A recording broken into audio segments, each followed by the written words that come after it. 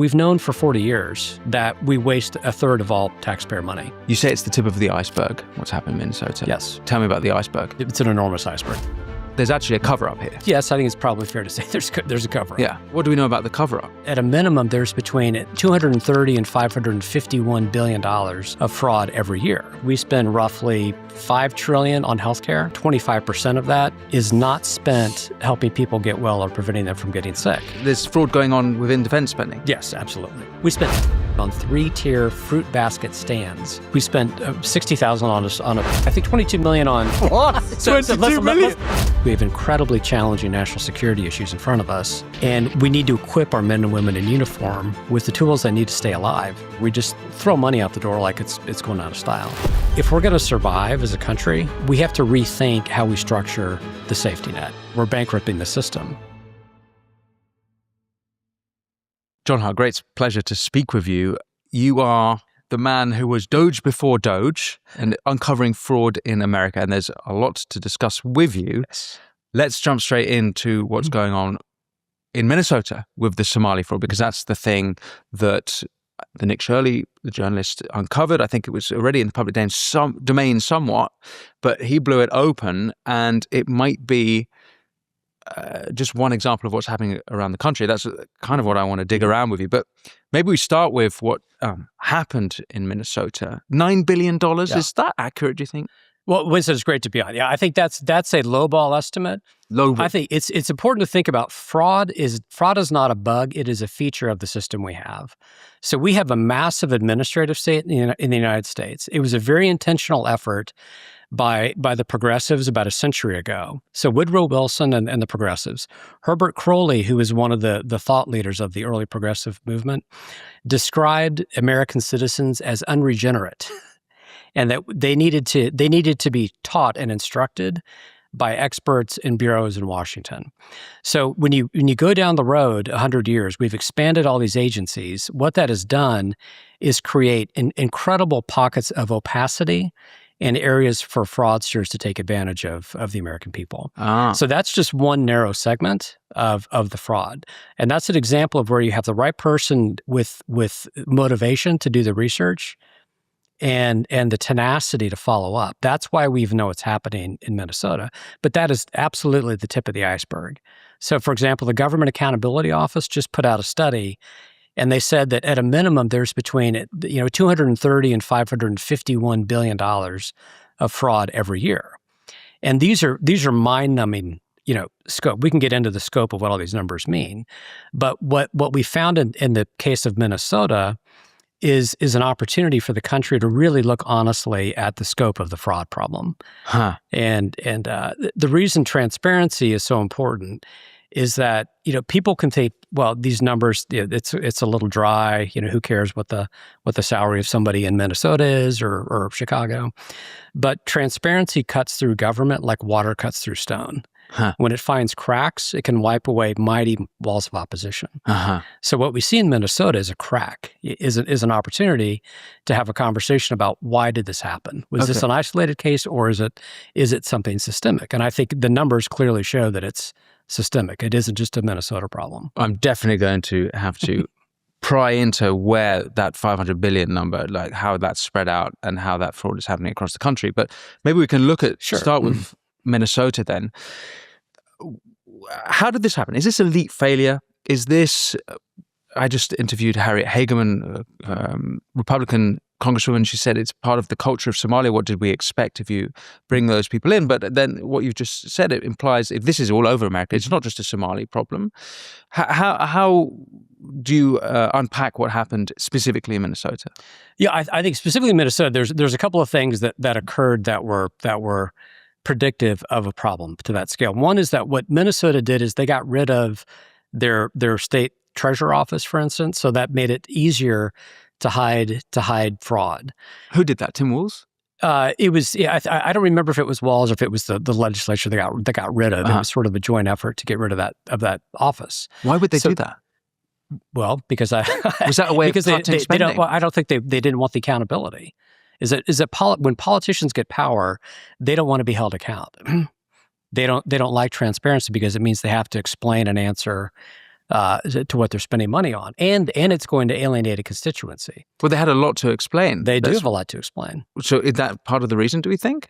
I think so, yeah. I think what happens is you have a constituency that benefits from fraud, and the hope is that constituency will then vote for the people in office that let the problem continue or ignore it. Okay, so this implies that the elites really in Minnesota absolutely knew what was going on. Absolutely. So there's actually a cover up here.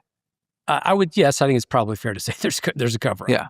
Okay. So what do we know about the cover up?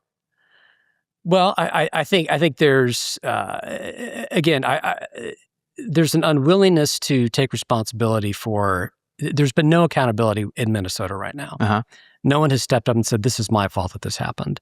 I mean, Tim Walz obviously is bearing the brunt of it, but he's reluctant to take too much. Yes, he's reluctant to take too much responsibility. Sure. Yeah. Ilhan Omar has taken a completely different tack, where she's said how worried she is about how this will affect Somali businessmen and the Somali community and even the Black community in Minnesota because of the suspicion that's arisen, rather than actually worrying about the American taxpayer that's been bungled out of the country, right? And some of this has gone back to Somalia. Well, yeah, and another aspect of fraud is that, I define government waste is whenever there's a violation of the social contract. In other words, when we give up $1 of freedom, we do it because we want more than $1 of benefit back. Uh-huh. So government obviously wastes, hundreds of billions of dollars every year, whereas fraud is a form of spending where the only person benefiting is a constituency of one. It's really the fraudster and those who are part of the racket to benefit from it. And also within a kind of a fraudulent system, there are other people that receive political benefits by not going after the fraud. There's a willingness to let it continue. And again, sometimes it's an overt sort of conspiracy and cover-up. Oftentimes, it's a conspiracy of neglect. So we hear the phrase all the time, the deep state, right?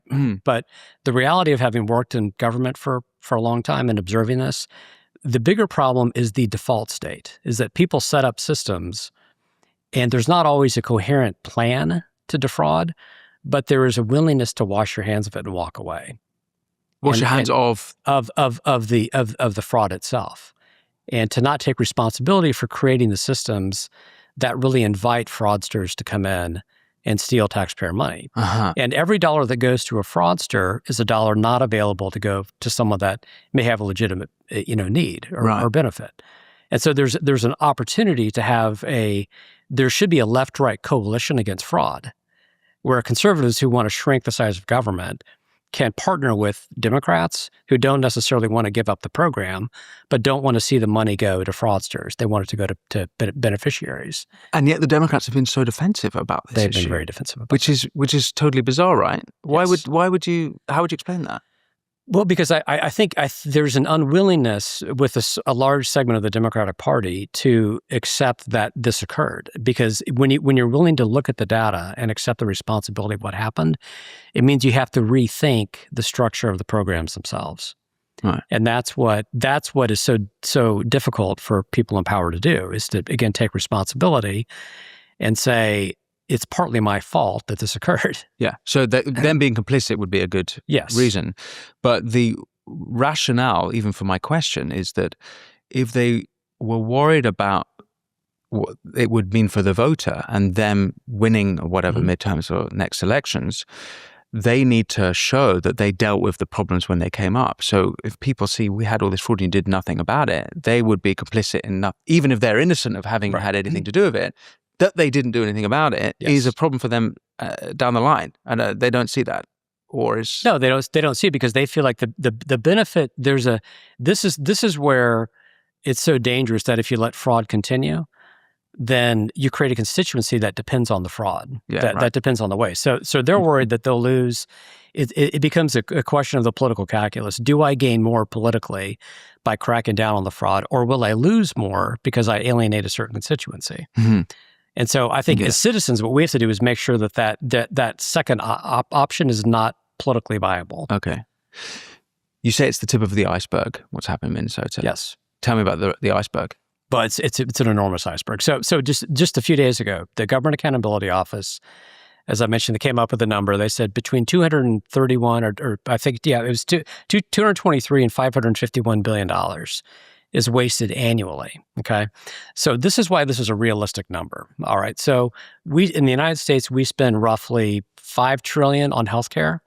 Okay. Mind-numbing number, right? Uh-huh. We've known for a long time that between a third and 25% of that is not spent helping people get well or preventing them from getting sick. You don't mean the state is spending that. You mean I mean the healthcare economy. The healthcare economy overall. So we have this Frankenstein system of healthcare in the United States, and so a large part of that is spent by the government. So if you take a third of that money, you're talking 1.5 trillion or more. Just that's questionable. And so when GAO comes out and says the annual number of fraud could be as high as 551, that's probably a lowball estimate. Wow. Of the amount of fraud that we have. Okay. So the medical fraud is that the biggest chunk then? Yes, it's definitely the biggest chunk. Okay. So can you explain to me how that works then? How are people defrauding in when it comes to medical department? Yeah, I think there's a lot of fraudulent billing. There's a system within Medicaid where states are encouraged to basically use like a money laundering scheme with Medicaid, where states will get a certain amount by charging up the amount of spending they have. So there are perverse incentives built into how healthcare is billed right now in the United States. There's a lack of price transparency. That's a huge problem where we have this third-party payer model that really comes out of the post-World War II era, where we separated patients and doctors and we allowed insurance companies to be the middleman. So it's the insurance companies who are the problem. Well, No. it's not true. It's the insurance companies are taking advantage of a system that politicians created. So I wouldn't. It's not entirely intellectually honest to say it's the insurance company's fault.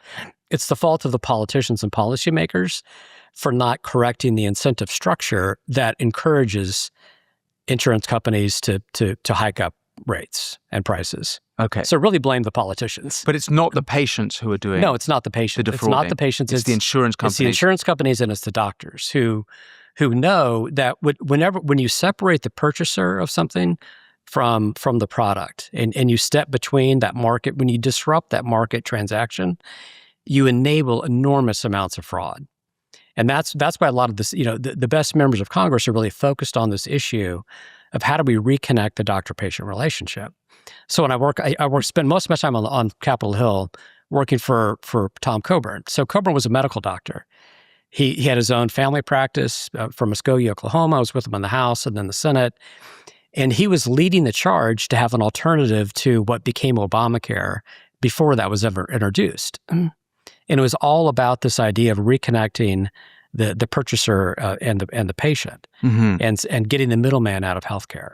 Can we go drill into that relationship between the doctor and the insurance company? This might be obvious to a lot of American audience, but I being British, I don't fully understand. So you can explain to me like I'm a dummy. Okay. How is that relationship exactly leading to billions of dollars of what you call fraud? Right. But it's strange even that you call it fraud because if it's the system is, it sounds like it's legal technically. So it's both. Yeah. This is where it's a great question. It's like where's the boundary? Where's the border between either just fraud and exploiting a dysfunctional system? And there isn't really a clear. There's a clear line of illegality, but often the scandal is not always what is illegal. It's what's legal, but terribly wasteful and inefficient. So here's an example. Let's say I come to you, you're the doctor, and I complain about 3 or 4 different ailments. You may order a whole suite and battery of tests that are not medically necessary because you know that I'm not paying for that as the patient. Whereas if you were selling me, if you have a guitar shop, okay, I come in, I want to buy a new guitar from you. We will haggle and we will negotiate the price. We'll look at each other eye to eye and decide on what the price is. But if I say, well, there's a new there's a new guitar insurance company, okay, so then you know that if you can hike the price up, then that insurance company will pay you, and I may pay a small amount of it. So I may come to you every few months and say, hey, can you work up my guitar? And then you can just hike the price up and charge it to the third party. It's the third party payer model. That doesn't make any sense. Another, I don't know how it's set up in the UK, but another example is when you think about car insurance. So and just dealing with car maintenance. So if I go to the auto shop and I need to get an oil change, Mm-hmm. I just get the oil change. I pay out of pocket. It's going to be what, $70, $100 maybe. But what happens in healthcare, I may go in and you may say I need to do 10 different things, and then because I don't pay, I may only pay $30.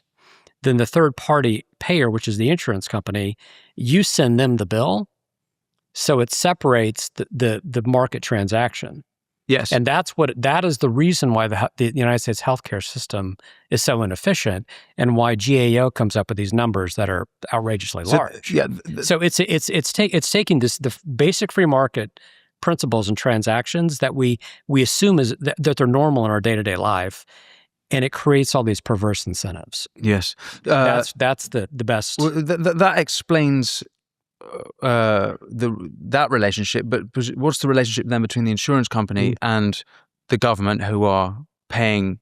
It's not defrauding the state unless the government. Right, because what happens is so the insurance company then will need the money to pay the doctor. Okay, so then there are incredible subsidies, like Obamacare subsidizes the health insurance companies, who then pay the doctors, and it's this perverse cycle of escalating costs. Okay, so it's the subsidies themselves. The subsidies themselves. So do you have a sense of what that number is?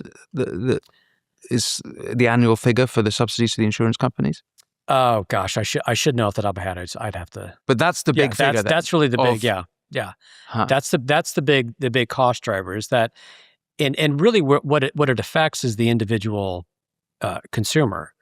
So you have these escalating subsidies that go up, and then the person that has to buy the health insurance, the costs have gone up about 3 times, I think, in the past. The 3x expense, from about $6,000 to about $18,000 or $20,000 per family, and that's a form of financial repression, where the individual consumer is, at the end of the day, paying the price. So when you separate the market transaction, it ends up hurting the consumer more than anyone. But it sets up a giant grift where the health insurance companies can benefit, the doctor can benefit, but then it invites, because there's opacity in the transaction and the transaction is severed, that's where you get the Somali problem, where you have the fraudsters come in and they realize there's this system that's being gamed. Right. And that they can jump in. Because actually, listening to you there, I'm not convinced that fraud is the accurate word for that relationship between insurance. It's perverse incentive. That's really the best. Perverse incentive. That's the best. And perverse incentive manifests itself in a couple different ways. One is just gross inefficiency and waste, where people are acting in their self-interest based on a, quote, legal system that Congress has created.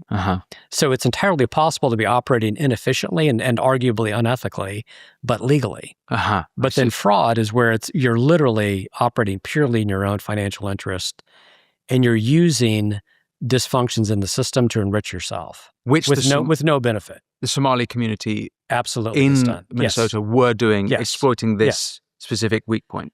Yeah, and these stories happen every few years. So one that I was involved in when I worked for Coburn in the Senate was healthcare disability fraud, where you had an attorney, Eric Kahn, who set up what a great name for an attorney, Eric Kahn. He set up a disability fraud scheme where he would get people to file fraudulent disability claims, and he was making bank off of these claims. And the disability system was set up with very loose guidelines of who could qualify. For example, there was someone we found, a guy named Stanley Thornton, who liked to role play as an adult baby, and he claimed disability. So he had this odd fetish. That's what he did. He would build. Right. He would build. He would literally. He was well enough and skilled enough to build cribs, yet he was getting disability, and gaming the system. And so that's what's so dysfunctional about. Again, that's why I started with the administrative state. Is that this very intentional effort to create this administrative state where the so-called experts govern America, that is really what has opened the door to these, quote, perverse incentives, and then cases of fraud and gross inefficiencies that end up hurting the individual taxpayer. Yes. But not just the taxpayer, but the people that have a legitimate, because every dollar that goes to the adult baby or the person that isn't really eligible for disability is a dollar not available for someone that is truly disabled, that has a legitimate claim to get a public benefit. And those are dollars worked for by the American taxpayer, and that's it's hard to make money. So it ought to be well spent. So that's one aspect of the iceberg. Tell me about the rest of the iceberg. Well, gosh, there's I think defense spending is a big section, and also I think the entitlement system itself. We're talking about the iceberg of fraud here. The iceberg of fraud. Yeah, that's what we're talking about. You think defense, but there's fraud going on within defense spending. Yes, absolutely. Well, yes, please tell me that. So okay, for example. Every year, what federal agencies do is they go through this process called use it or lose it spending, where our budget rules are set up. And it's funny, this conversation about the United States does so many dumb things budget-wise, where we just waste hundreds of billions of dollars that exceed the gross domestic products of most countries. So for instance, with Department of Defense, we spent more in the last 5 days of the fiscal year than Israel spent on its entire defense budget last year. We spent $50 billion in 5 days, whereas Israel spent $35 billion all year. And we accelerate the throwing money out the door at the end of the fiscal year because agency heads are afraid that if they don't spend down their budget, they'll receive less money next year. So, and this isn't just Department of Defense, it's everywhere throughout the federal government. Right. But because the Defense Department is so large, the problem is especially acute within defense. And so, for example, we spent, I think, $93 billion in the last month of the fiscal year. And on things like $225 million on furniture, including... Defense, yeah. Just for comparison, in Britain, we spend $80 billion, between 70 and 80 billion a year. That might even be an overestimate. So you did that in a month? In a month. On furniture? No, not just on furniture. The furniture was only $225 million. But I'm talking about overall defense. Where's the furniture going? Exactly. That's a great question. We'd have to... Wow. Have to call. And we I sent a letter to Hegseth at the beginning of last September, urging him to get ahead of this problem. Because it isn't just a sort of Hegseth issue. It's every defense secretary for the past 25 years has done this. But because Trump has campaigned on doing things differently, we hoped that he would get ahead of it and make sure this didn't happen again. Well, the defense thing was a contentious issue for Elon Musk, obviously, when he was running the Doge program. Absolutely. He famously threw his toys out the pram, maybe rightfully, because he'd been doing so much work on the Doge program. And then Trump announced a huge spike in defense spending. And Musk was like, well, what the hell am I doing, wasting my time here if you're just going to spend all this money here? But this should matter, like, even from Trump's point of view. Absolutely. Why increase the spend? I mean, I can see why you want to increase the spending, but surely that should come at the same time as a change in the philosophy that you describe and not spending it on furniture. Sure. Well, yeah, and I would support actually an increase in defense spending. I think given the nature of the scope of the challenges we have, and our kind of place in the world today, which is a whole nother, we can have that separate conversation. I think there's a legitimate case to be made for increasing overall defense spending. Just don't spend it on antique furniture. Don't spend it on pianos. And one of the most outrageous ones was we spent $12,000 on 3-tier fruit basket stands. Like, are we going to use a fruit basket stand to keep the store? How much? $12,000? $12,000 on fruit basket stands. Yes. Three-tiered. How many of them? I don't have to get the total. We'd have to price them out. I can get that for you. But it was $12,000 on fruit basket stands. We spent $60,000 on a Steinway grand piano. In defense spending? Yes. Where did that piano end up? Do we know? A general got it. One of the generals. We spent millions, like over, I think, $22 million on ribeye steaks and lobster, and this was a big what? Yes. So let's go on this one, okay? This is a great. I'm going to focus group this, okay? We spend the defense department on ribeye steaks and lobster and surf and turf. Okay, and here's the argument. So we've raised this with every administration the past 7 or 8 years, okay? This is a long-standing problem. But this year, this particular example went viral, and we had Jimmy Kimmel using it, Katie Couric. It became Stephen Colbert used it. It became a late-night punchline, and then the Department of War really pushed back and said, no, this money is meant for keeping troop morale up. And I'm sympathetic to Well, that. yeah. I mean, you've got to feed you've got to feed the personnel, people. right? So troop morale is incredibly important. But then the however part is taxpayer morale is even more important, because if you lose the public support for what you're doing, you undermine the men and women in the field. And then the second point is, if we're spending millions of dollars on Tomahawk steaks, that's money not available for Tomahawk cruise missiles. And that's the opportunity cost. That's what people in government what they're paid to do, is make those hard decisions and weigh the cost benefit. So yeah, the answer is you can be pro troop morale, but you can also be pro, let's make sure we get Tomahawk missiles and not just Tomahawk ribeyes. And let's walk and chew gum at the same time. Right. And it'd be interesting to know the logic of the spend, right? Because if it was like, no, we need to boost the morale, it's worth spending. I might note that lobster in Portland, Maine is cheaper than chicken. So right. So it depends where you're getting the lobster. Sure. Well, there's Alaskan king crab too. That's another part of the purchases, yeah. But if it's the case that they've got this extra bit of budget that they need to spend, and that's the reality is that's what happens again, because there is a completely incoherent. This is like late stage Rome stuff where we just throw money out the door like it's going out of style, and we've done that for years, and that's really the problem is the lack of thoughtfulness and the lack of discipline. When we have all these competing priorities, we have incredibly challenging national security issues in front of us. And we need to equip our men and women in uniform with the tools they need to stay alive and win. And we need, and I strongly support the Secretary's lethality mission. But we have to be focused on that lethality mission and not just let the status quo, dysfunctional patterns of the past direct us in how we make decisions. I want to chisel away at this fraud iceberg with you. So we've looked at the medical industry, we've looked at defense. What other components, what other chunks of the iceberg? Here's a big one, okay?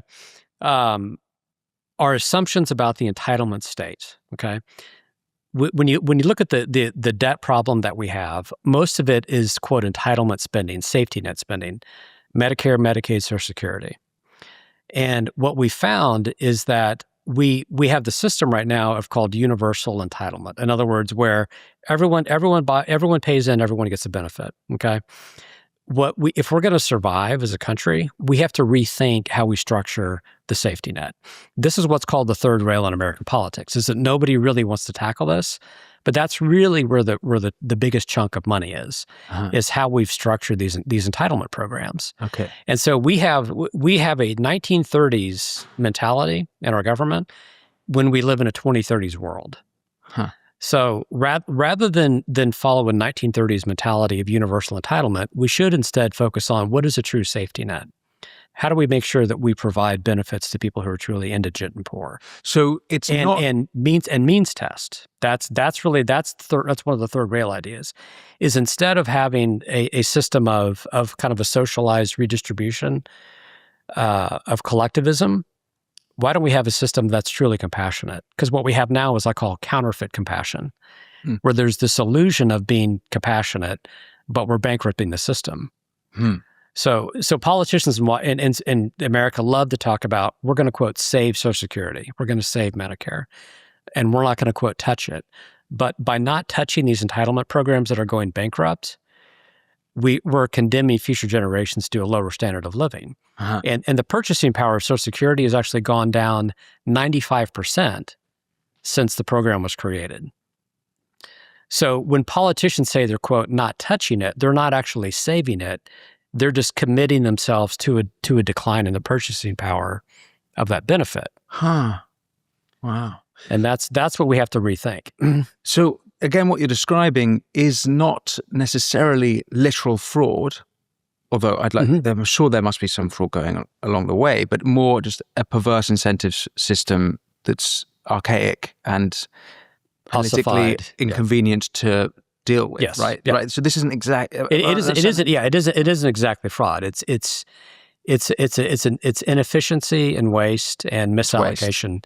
Misallocation of scarce resource. Instead of directing resource to where it can grow and create more benefit, it's directed in a way that creates less benefit. A great and illustration less growth. is what's happening in California. I looked into this recently because we have the gubernatorial primaries are going. Right. Well, it's a jungle primary, and under Gavin Newsom, spending on unsheltered homelessness has gone up something like 300%. I think higher, maybe 320%. He spent an increase of $37 billion, and unsheltered homelessness has gone up 20% along the way. So this is the perverse incentive. It's not quite fraud, and perhaps there is fraud. I mean, within that, maybe that's right to be uncovered. But it's sort of progressive, misaligned incentives, right? Do you think I've understood that? Yeah, correctly? I think that's a fair way to say it. Okay. Right. So you mentioned Woodrow Wilson. This is where it starts. I want you to take me on this journey so that I understand this. Do you mean sort of the beginning of the progressive bureaucratic state? Yes. Okay. So you might have to remind me about Woodrow Wilson and his ideology and what he was trying to do. Right. I think what Woodrow Wilson and the progressives, their complaint was that the founders fundamentally, they were kind of retrograde. We needed to upgrade. They got some things wrong, and they were wrong to have so much distrust of a centralized power within Washington. So that because life was becoming so complicated, in the early 20th century, we needed to empower experts to manage this newfound complexity in American life. And you had other quote thinkers like Herbert Crowley who were literally describing the need to correct the unregenerate citizens with new bureaus of experts. What were the failures that they were identifying that wasn't working at that time that they were trying to correct for specifically? Yeah, I think the failure of being able to adequately care for low income people. And that's the argument that's continued is that there are externalities in a capitalist system where we need to have government come in and fix those problems. Right. Okay. So, but noble intentions. Well, arguably. Why is it arguable? Well, because I think anytime you focus power in a centralized government, the beneficiary of that is the people in power themselves. And again, this is the counterfeit compassion argument, and that's what's so insidious about state power, meaning government power, is that you can use these seemingly benevolent arguments about helping the poor as you're really using the poor as human shields to protect your own power base. And the founders understood that brilliantly, which is why they created a system of checks and balances. And our founders were obsessed with decentralizing power and creating different branches and letting ambition counteract ambition. And the progressives, they thought that the founders went too far, that they misread the dynamics and that they were antiquated. And I think history has shown that no, the founders actually were absolutely spot on. They were deeply rooted in the classics and the whole scope of human history. Yeah. And that's what the quote progressives were trying to correct. Okay, so presumably they didn't bring in the bureaucratic state as it is today. Take me on the journey from that first wave of progressive intervention, right, to, I mean, let's say the war, because presumably there's a post-war, there's a difference as well, right? It's post-Second War. Yeah, the key moments are you had the Great Depression. And again, it was a perfect storm of the growth of the administrative state, because you had a depression, and then there was an indictment of capitalism. And actually, Amity Shlaes has written great books on how we misread that history. That well, it's too long to go into here, but there's a misreading of that moment. And then you had the New Deal, which created a whole layer of government intervention, Social Security, et cetera. And then you had after that, then you had the World War II. That in the post-war era, you had Lyndon Johnson and the Great Society, and then a slow kind of growth of government agencies. So one of the agencies that's fascinating to think about is the Department of Education. So we actually didn't have a Department of Education in the United States before 1980. So we put we won 2 world wars and put a man on the moon without a Department of Education. So why do we need a federal Department of Education? Well, that's yeah. So the Department of Education then. What's the problem with the Department of Education? It has no. It doesn't do anything to help educate people. So we've spent about $4 trillion on that department, with really since 1980, right?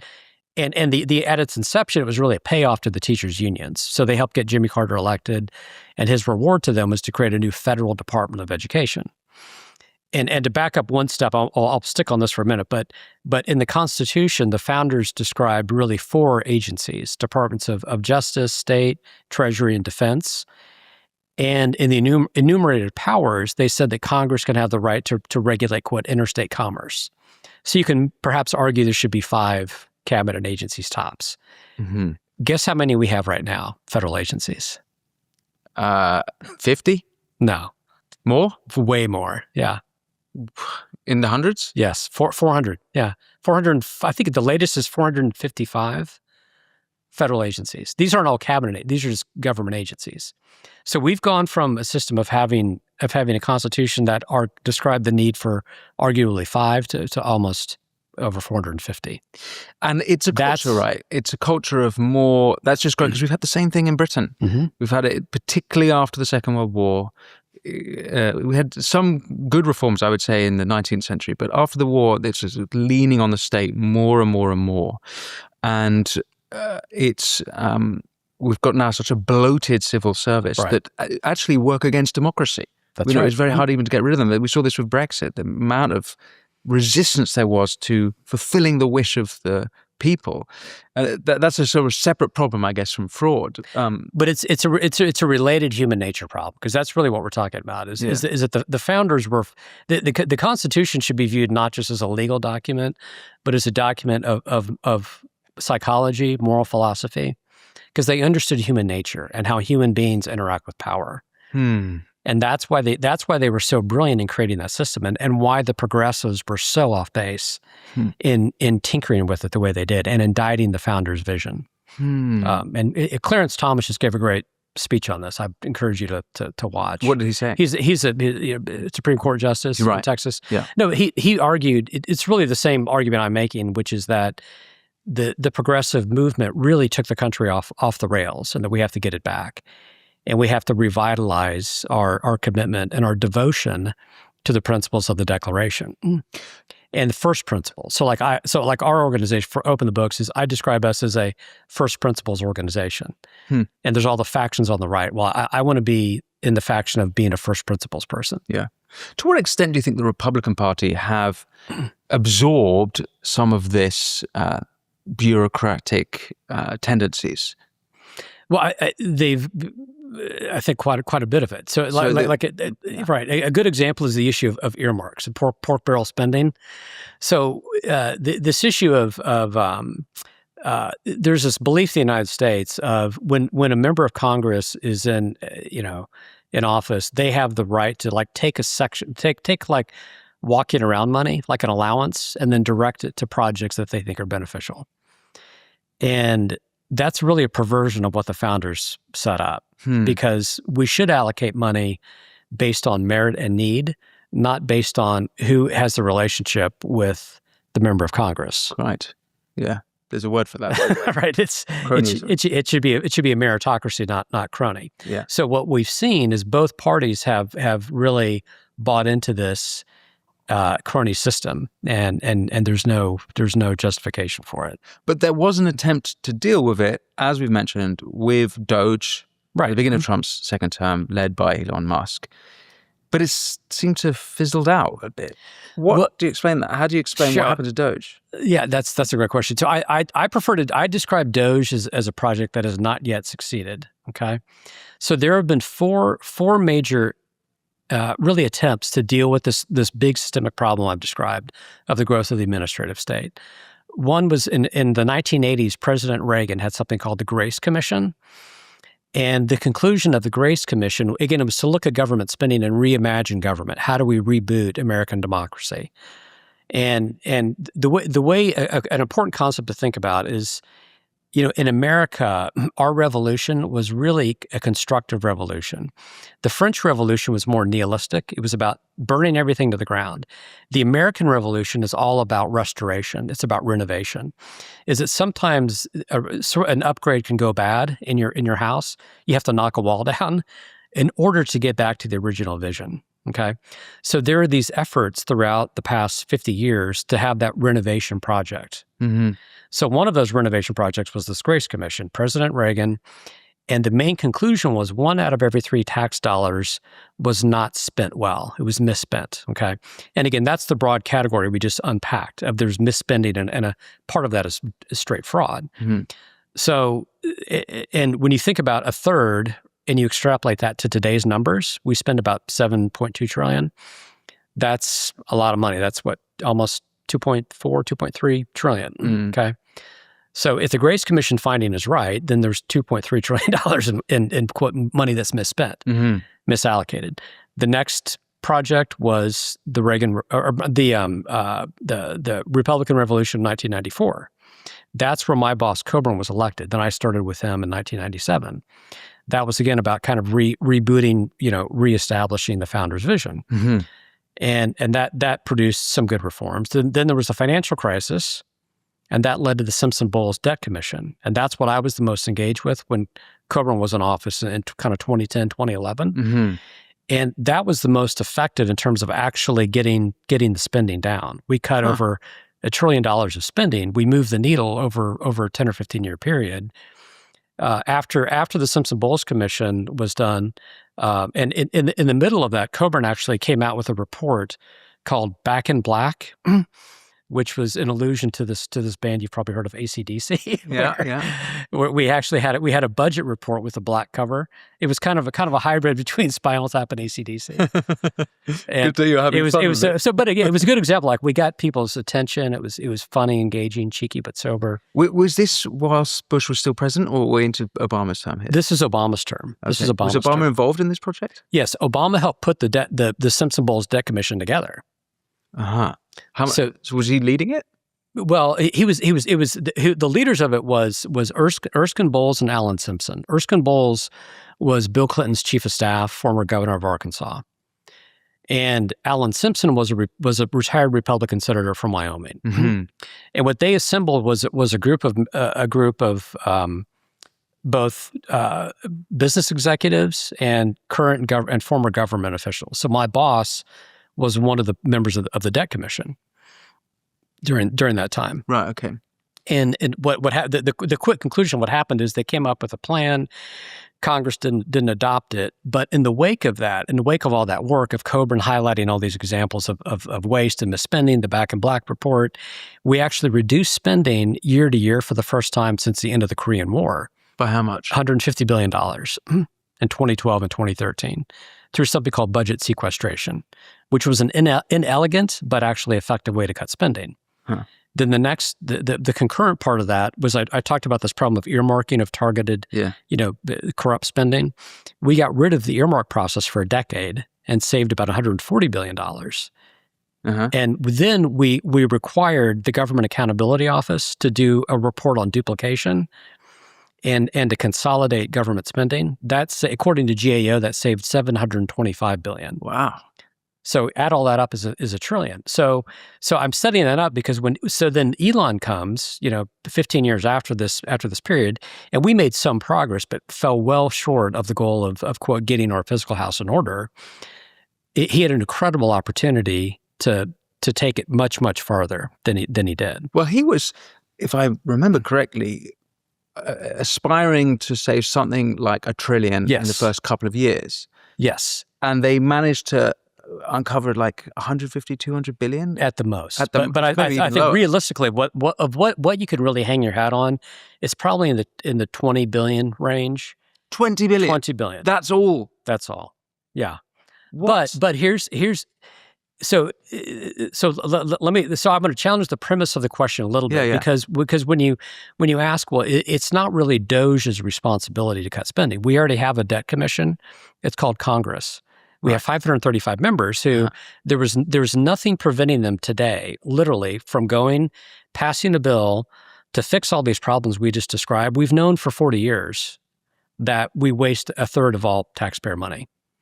They could come up with a plan tomorrow, send it to the president and say, either veto it or sign it into law. Huh. We don't need Elon Musk to do that for us. Right. But the benefit, here's the thing, is in order to really tackle the scope of the challenge, you need presidential leadership to do that. And this is where just the unique personality, the personalities didn't work. My kind of critique of Trump is that the country, right, not just the country, but the world and sort of the Western powers are hungry for a course correction. Mm-hmm. Trump is brilliant at correction. He's not very good at course. Right. So he gets half of the equation brilliantly right. And the execution is sometimes fabulous, like in Venezuela, right? Mm-hmm. Very well executed plan. And Doge, the inception of it was absolutely spot on. And we would have killed to have someone like Elon Musk in our corner during the Simpson Bulls era. Yeah. And the tech titans of that time, that season, it was Steve Jobs, it was Bill Gates. Yeah. And they weren't engaged in this problem of the unsustainable debt and administrative state, dealing with these big problems of entitlement spending that we just talked about. That $20 billion figure, that's what they actually managed to save in fraud, or just what they located and identified? I think they located more than that. And I've actually, it is in the administration's interest, and it's very difficult for them to do this because there wasn't great record keeping with Doge. I would love for them to put out a report on everything they found that has not yet been cut. That would be very, very valuable information. And just so I've understood for Congress to have. The failure has come, you think, with Trump not executing, not taking that information from Doge and actually doing something about it, or is the failure came from Congress? It's both, yeah. And it isn't so much that it's a personality, it's a management issue where Trump's disposition is that in order to make these changes, for example, I talked about this one issue of pork barrel spending. That took us 12 years to do that one reform. So if you want to change anything in Washington, you have to hover over the target. You have to throw incredible amounts of lead on that target, dwell on it, keep people focused on it, use the finite attention spans people have to really zero in on a problem. So what Doge did is they would go agency to agency, and then they would compete against themselves. They would focus on one problem, go to the next, and people would forget what they talked about 2 weeks ago, because they were uncovering something new, which on one level you could argue, well, that's beneficial because it shows that there's a big scope of the problem, which is all true. However, there was no coherent follow-through, and there was no coalition effort with the legislative branch, which you have to work with to have a durable solution. So there was a problem of management and coordination that's really the reason why Doge wasn't as successful so far. And the caveat of so far is so important is because there's no sort of end clock here. At any point, Trump can either restart, reconvene, relaunch. Congress can do this. They can do this literally tomorrow. And the public appetite is absolutely there, because like regular people, when they hear these things, it's shocking to them. Yes. And it should be shocking. Just so I put these together, and forgive me for being slow. So you talked earlier about the sort of $550 billion figure, which was what you had. Well, that was just what GAO. Yeah. So that's just because a number that I could hang my hat on. I think the real number really is more like $2 trillion of what we could get rid of every year. And government misspending. Yes, misallocation of scarce resource. And we would have less poverty, we would have more economic growth, people would have higher wages, we'd be safer as a country. So that by spending that much less. Your figure there does match up with what Musk was saying. Yes, absolutely. And so were you in fact, my figure is farther than what Musk wanted to go for. Were you in communication with him? Were you informing him? Yeah, we were. Yeah, absolutely. Yeah, we were sending signals in and information. Yeah. And there's a Doge caucus in the Senate. There's a Doge caucus in the House. But here's this is the part that was so unfortunate, is that Doge wasn't always communicating with itself. So it didn't matter how many signals were sent in, how much communication was sent in. There wasn't good management of the overall process. And ironically, that's where, even though Simpson Bowles itself didn't, quote, succeed, there were operations around it that succeeded in the wake of Simpson Bowles, the reform efforts. And by the way, like the 2010 election after the financial crisis, there was Obama got a shellacking because he overspent on Obamacare. So again, it shows the public appetite for these reforms. Mm-hmm. So what Doge didn't do is they didn't pull together the real decision makers in Congress and put them at the table to come up with solutions together. So the failure is in leadership. Yes. And for there to be a future Doge or Doge-esque project, we need a great leader. We need great leaders. Great plural. leaders. Great leaders, plural. But you've been doing this for a long time. Yes. You're one of those leaders. You've been uncovering it. Is it because, do you need the sort of extra help? What is it that's stopping you? Is it that you need the people in Congress and the people in the White House to be on your side on this to get it done? Yeah, I think you have to have alignment. You have to have alignment with decision makers who have the power to vote these things into law. Right. And so that's and we're working with all of those centers of power because that's the system the founders created. It's just you have to have the executive branch work with the legislative branch and then do it in a way that's going to pass legal muster. Right. Okay. So in Doge's defense, they had a lot of really well-developed great plans to move quickly and to pass legal muster, but there was not a good legislative strategy at the outset. And I talked to many, many people in the administration, outside groups, people close to the administration, influential donors. Almost universally, the odds of success were between 10 and 25%. Wow. Which is discouraging. However, but again, there's always an opportunity to do it again. And I think one of the missteps too is that it's unfair to put all of this on one person and expect Elon Musk to be the magician that fixes everything. And it's a little bit like, do you follow American basketball? Do you know Michael Jordan? No. Okay, so Michael Jordan. Yeah. So Michael Jordan famously retired from basketball to play baseball. And the baseball career, guess what? It didn't go very well. But the film about it, the documentary film about it, Space Jam. Fascinating. But then he went back to basketball and, won 3 championships. So that's a little bit like so when Elon left his business ventures to do this Doge project, he was a little bit like the Michael Jordan of baseball. And people assume that, because he's a tech titan, he's going to fix all this. And again, there's a lot of phenomenal recommendations that Doge found that have yet to be enacted and yet to be acted upon and really integrated in a coherent plan legislatively. Right. So I'm immensely grateful that Elon Musk took time out of his business ventures to do this. Yes. It was a great service and benefit to the country. Very patriotic thing to do.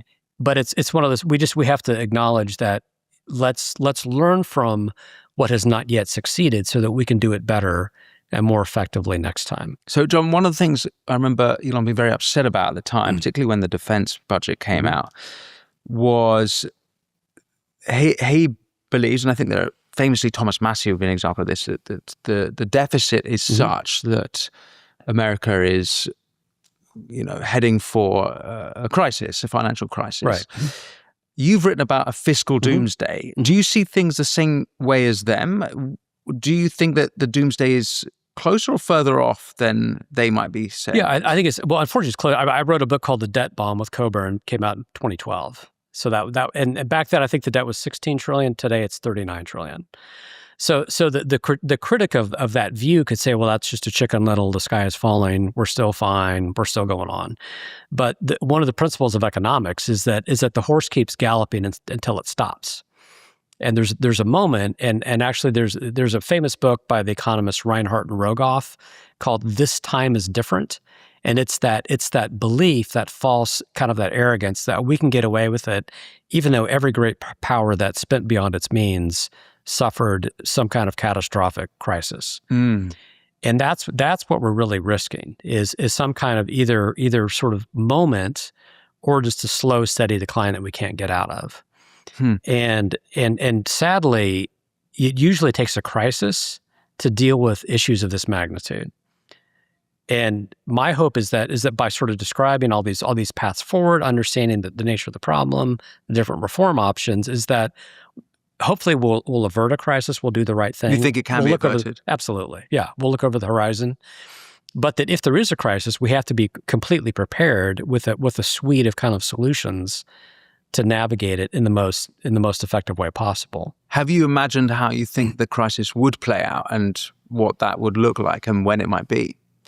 Well, I think one thing that I would say I'm most worried about in the next 5 years would be is what is AI going to do to the workforce? So I tend to be more of a techno optimist, but I temper my optimism with realism. So I think it's smart to hold on to one and not let go of the other.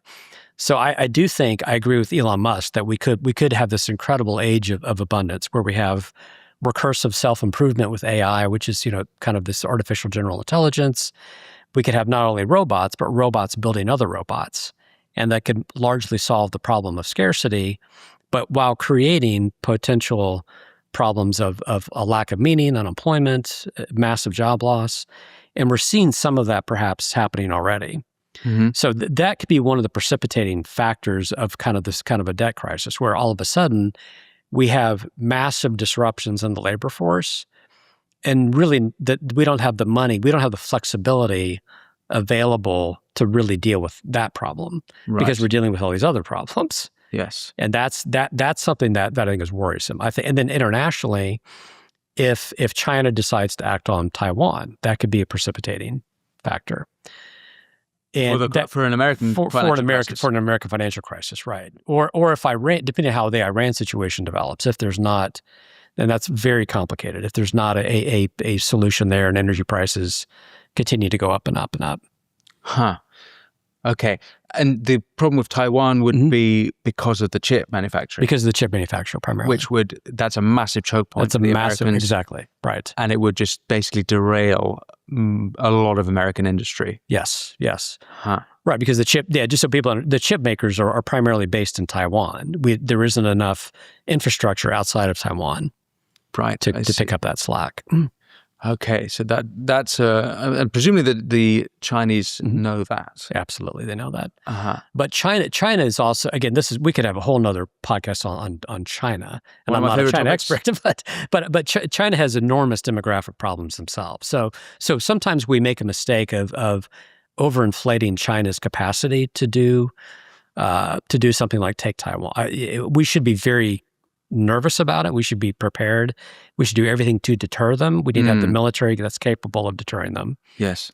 But China has its own set of problems that we should also factor into our calculations. Yes. I also think, this is a tangent, but the Iran war, especially with the Chinese telling the Iranians to get a deal done to end the war, suggests to me that China are in a weaker position than we might imagine. Mm-hmm. And then if you look at American allies in the Pacific, like Japan, relations being pretty good, actually China have quite a lot of incentives not to go that direction. But back to the AI issue then, you've also been working on how AI, there's a very positive aspect to this, which you've kind of mentioned there in passing, which is that you could revolutionize all of the fraud stuff that we've been talking about, all of the bureaucracy, all of the waste, all of the false incentives, right? Or have I gone too far with the false incentives? You have not gone too far. Okay, so you haven't gone far enough.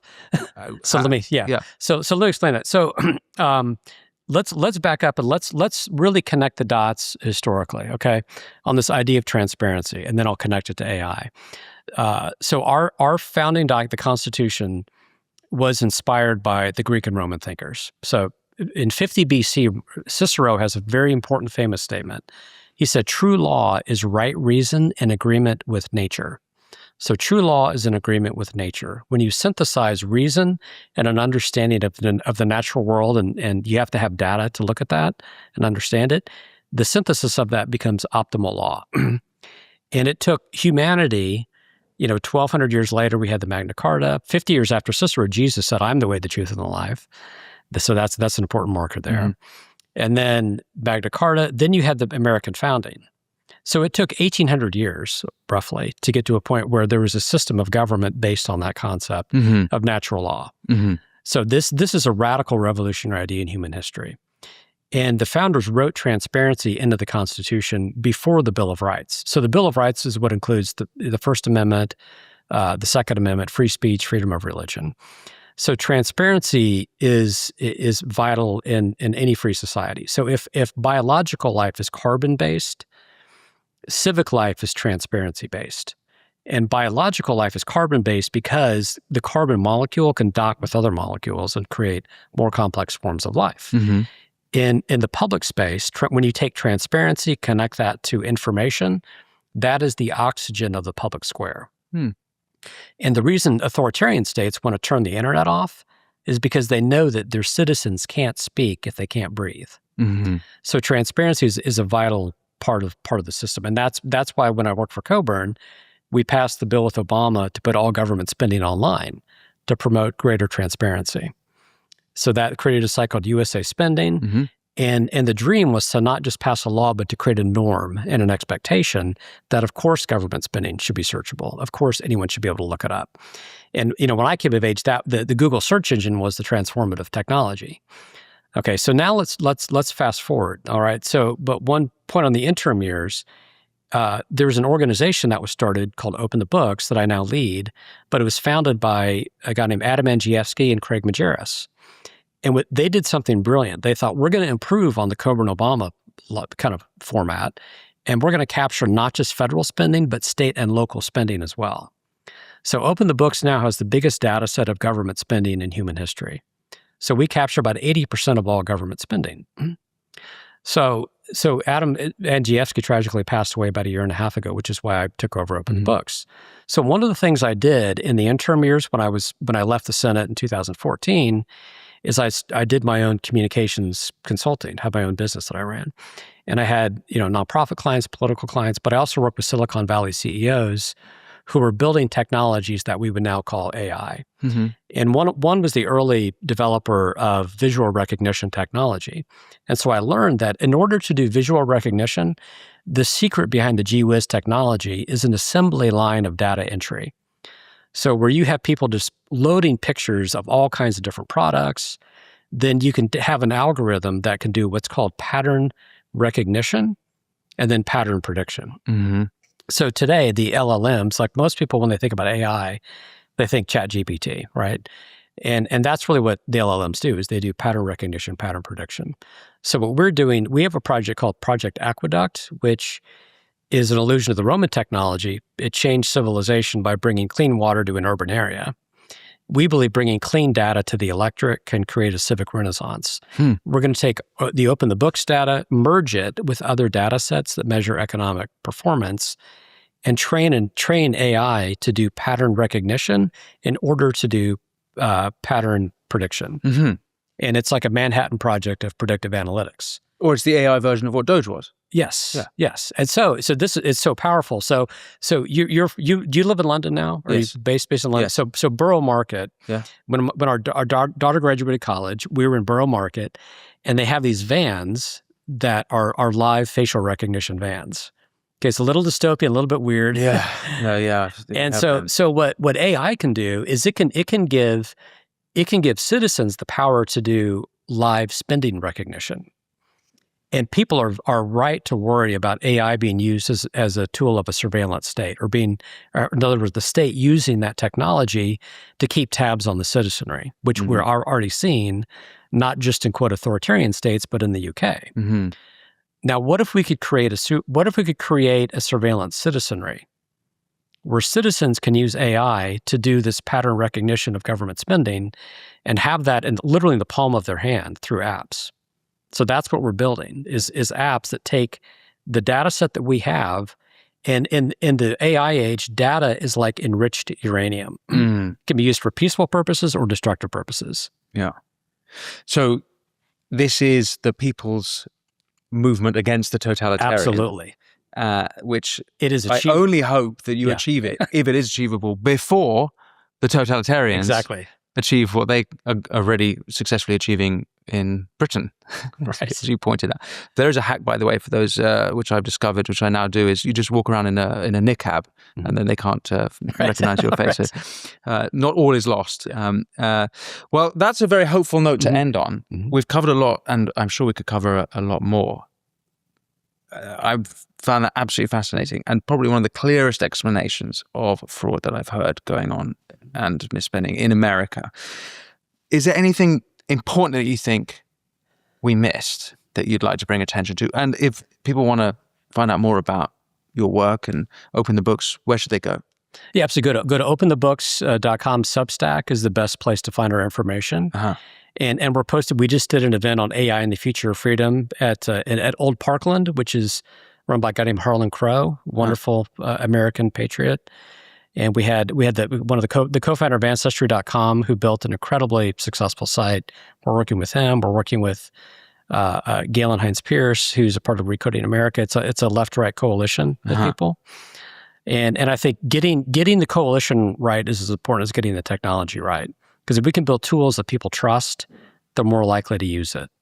And we've got Bill Beach, former Bureau of Labor Stats commissioner we're working with, Nick Mastronardi, who's a former Amazon chief economist. So we're really focused on it. We've got the people who know how to do it.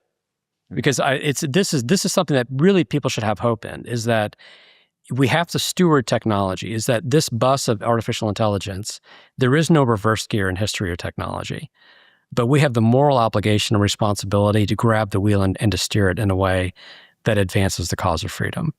And when Tolkien wrote Lord of the Rings, he did something very brilliant.